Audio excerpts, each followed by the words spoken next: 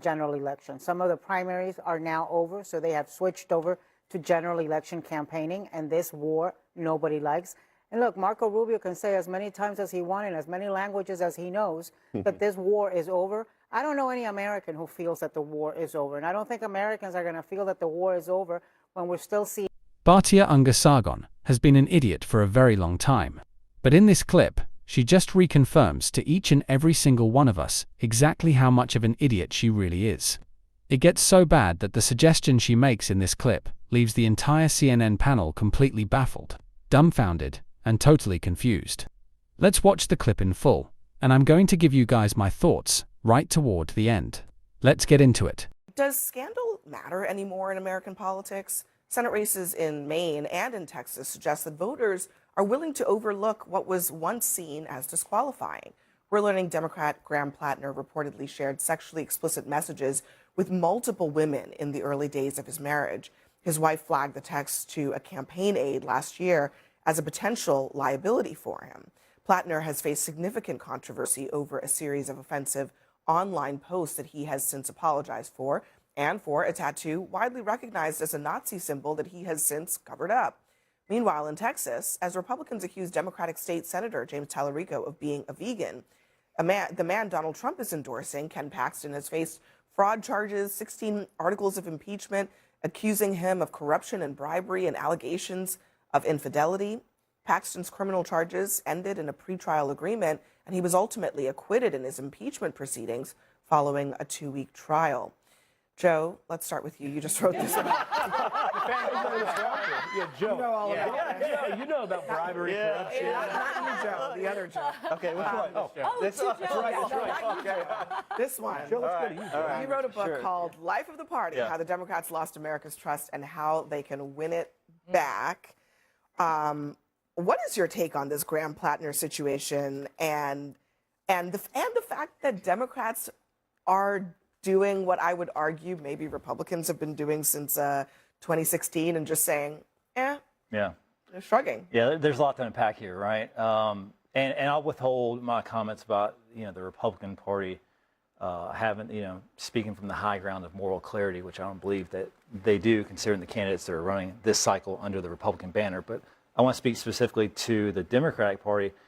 And look, because of last cycle and the ones leading up to, I think the bar for entry, the Democratic Party, has been placed so low because we put it there. Democrats right now just want a candidate who can, speak plain English and communicate to voters and be authentic and talk about issues that resonate with people, not, these obtuse issues like whether it be like, save democracy and so vague. They want actual things that can drive down the cost of price and make life affordable and just speak like a normal American and enter Graham Plattner, and so I think he's enjoyed a lot of that success, mainly as a Democrat, because he doesn't sound like a Democrat and he doesn't look like a Democrat. And I think that says a lot about where the party currently is right now. But is it a good thing or is it a bad thing?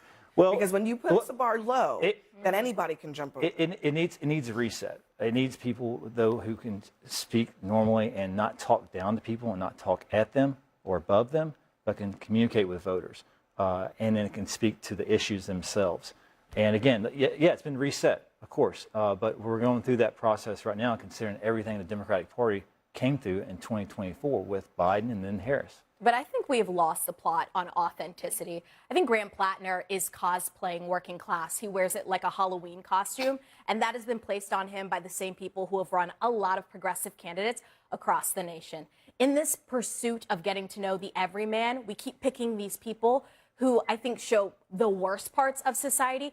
If I am to believe that Graham Plattner can relate to everyday Americans, then that means I am to believe that everyday Americans are okay with Nazi tattoos because they get them accidentally when they're drunk, or because they served in the military. They have very regressive views on race and on gender. I just cannot accept the fact that to gain the working class, we have to dress up people who show the lowest of our values. It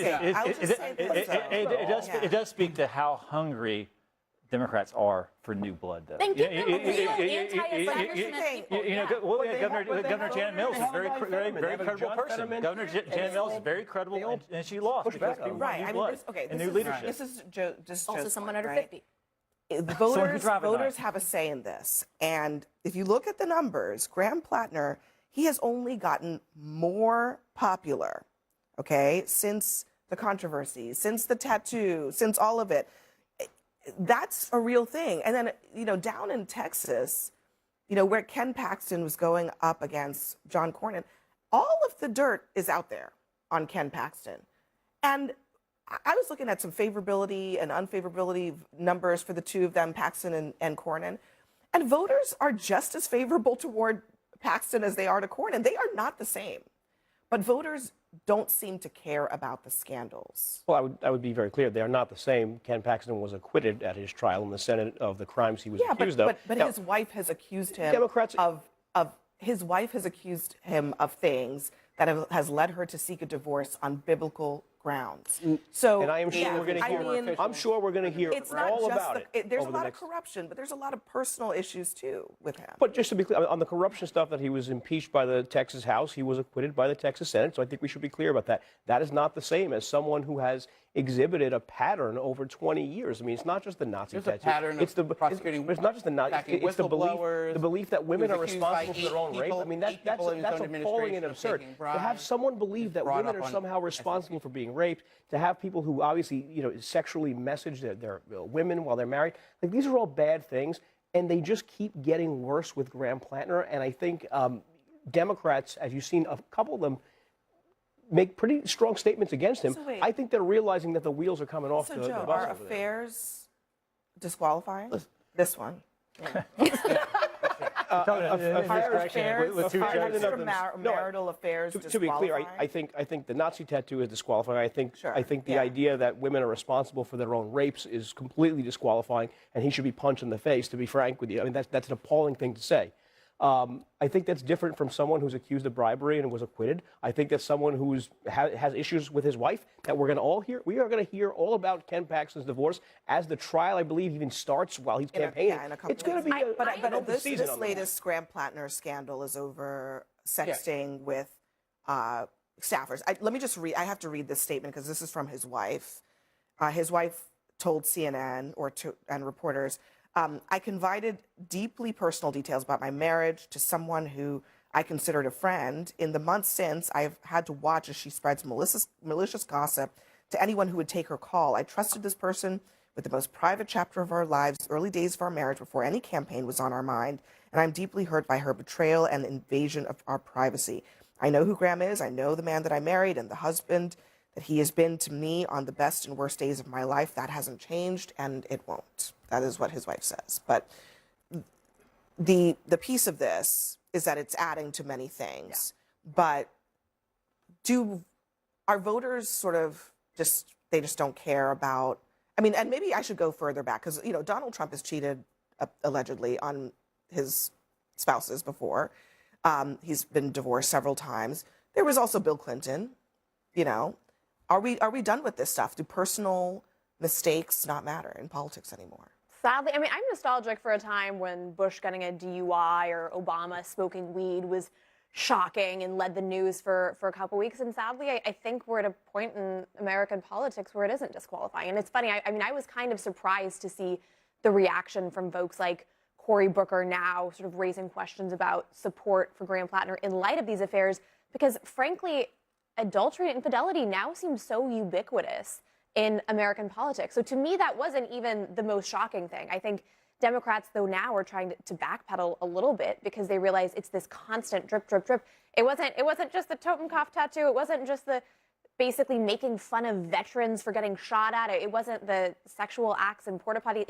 It's continuing to drip, drip, drip. And so I think they're kind of aware that maybe they've made this Faustian bargain. And bear in mind, I think for so long they tried to say, oh, we have the moral high ground because Donald Trump. That was their argument for everything. And so now they've somehow embraced somebody with a Nazi tattoo. I mean, it's kind of beyond the pale. Yeah. And I would also note, too, but this is all in the name of getting out Susan Collins, who is the most moderate Republican in the Senate. It's a really tough situation for them to say, oh, yeah, elect this guy with the Nazi tattoo to beat out Susan Collins. Right. Okay. Right. These personal and professional failings by both of these bad men are not disqualifying, but they might lose them the election.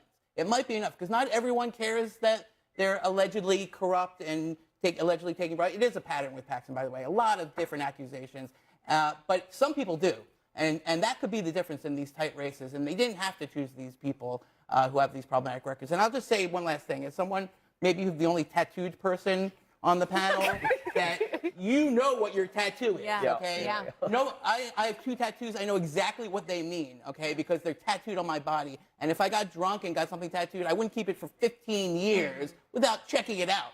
You know, you could Google it now. You do a Google image. 15 years, 17 years later, I don't buy it. I think people know what their tattoos are. Now I'm here to tell you. Now I want to know what your tattoos are. Show us during the break. It's a different show. Break. So, like I said at the top of the show, Batya is a donut. She always has been a donut. The fact that she is trying to prescribe a stimulus check as the thing that's going to help Americans makes absolutely no sense. The economic pain is being caused by the tariffs, so a check isn't going to undo that damage. It's simply papering over the cracks while the very policies driving up inflation and making life harder for working Americans continue to run rampant. It is also interesting to note that Republicans, including Trump's own base word, the exact individuals who blamed the COVID-19 stimulus checks for causing the inflationary problems the United States is still dealing with today. Doing it again now would be incredibly hypocritical, and it would likely reignite inflation, driving prices up even higher. The fact that she thinks this is fiscally responsible just makes no sense. Look at the math. The government would essentially be taxing Americans through tariffs because it is the American consumer who pays the tariff and then handing some of that exact same money back. It is completely inefficient, creates a weird redistribution loop, and you lose value just by going through the process. The argument that this strategy makes sense is just dumb. Look at how many times Donald Trump has promised checks and never delivered them. Think about it. This is an individual who has said it time and time again. Remember the Doge dividend of $5,000 per household, or the $2,000 tariff rebate checks. Did any of those materialize? None of them came to anything, which should surprise absolutely no one. Betting on this as actual relief just highlights Batya's complete naivety. Lastly, if this type of payout were to happen, it would literally just act as a reward for terrible economic policy. If the war in Iran and the accompanying tariffs are causing severe economic hardship, the correct response is to reassess both, stop the war, and completely remove the tariffs. You don't create a political safety net designed to let the administration avoid accountability for the consequences of its actions. Unfortunately, what the American people are experiencing right now is the direct consequence of Donald Trump's choices. And guess what? He and his administration are going to pay the price and be held accountable at the ballot box. Batya wants to redistribute checks to the public. Sure, some people might be happy with a temporary handout, and some might even change their vote because of it. But doing this just rewards bad policy. It signals to future administrations that if they ever implement a deeply unpopular policy, they can just pay people off to shut them up and keep them on their side. It's a ridiculous idea.